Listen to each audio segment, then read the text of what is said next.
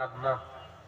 আমরা জীবনে চলার পথে আল্লাহর জন্য যেন বেশি কাঁদতে পারি এবং যত পারা যায় কম হাসবো আমরা, আর বেশি বেশি আল্লাহর কাছে কাঁদবো। আল্লাহ তৌফিক দান করেন, আমিন।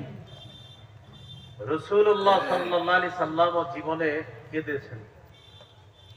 সহিহ বুখারীর বর্ণনা 1284 নম্বর হাদিস। রাসূল সাল্লাল্লাহু আলাইহি সাল্লামের নাতি কঠিন অসুস্থ হয়ে পড়লেন। আরসালাত ইবনাতুন নবী সাল্লাল্লাহু আলাইহি ওয়াসাল্লাম ইলাইহি ইন্না ইবনান লি কুবিযাফাতিনা। নবীজির নাতি অসুস্থ হয়ে গেলেন। নবীজির মেয়ে নবীজির কাছে সংবাদ পাঠাইলেন, আব্বা আমার ছেলেটা অসুস্থ, মুমূর্ষ অবস্থা হয়ে গেছে, আব্বা আপনি একটু আসেন, আমাদের বাসায় আসেন, আমাদেরকে দেখতে আসেন।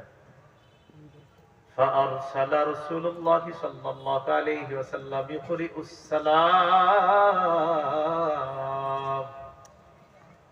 ويقول إن لله ما أخذ وله ما أعطى وكل عنده بأجل مسمى فلتصبر ولتحتسب।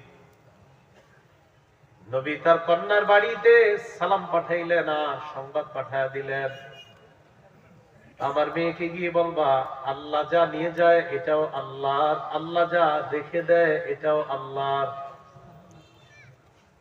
যা দেয় তাও আল্লাহর, যা দেয় তাও আল্লাহর। তোমার সন্তান আল্লাহ নিয়ে যাবেন, এটা আল্লাহর, আবার যা দেয় এটাও আল্লাহর। অতএব আমার মেয়েকে বলবা ফালতাসতাবির, আমার মেয়ে যেন ধৈর্য ধারণ করে, ওয়াল তাহতাসিব, আর যেন সওয়াবের আশা করে। নবীজি সংবাদ পাঠায় দিলেন। তো মেয়ে তো বাবার কাছে আবার আবদার পাঠাইছে, না আব্বা আপনি আসতে হবে বাড়িতে। তিনি আবার রাসূল সাল্লাল্লাহু আলাইহি সাল্লামের কাছে সংবাদ পাঠাইলেন। ফাআরসালাত ইলাইহি তুকসিমু আলাইহি লায়াতিয়ান্নাহা। আবার সংবাদ পাঠাইলেন, কসম করে বললেন, আব্বা আপনি আমার বাসায় আসবেন, অবশ্যই আপনি আসবেন। فقام ومعه سعد بن عبادة ومعاذ بن جبل وأبي بن كعب وزيد بن ثابت رضي الله تعالى عنهم ورجال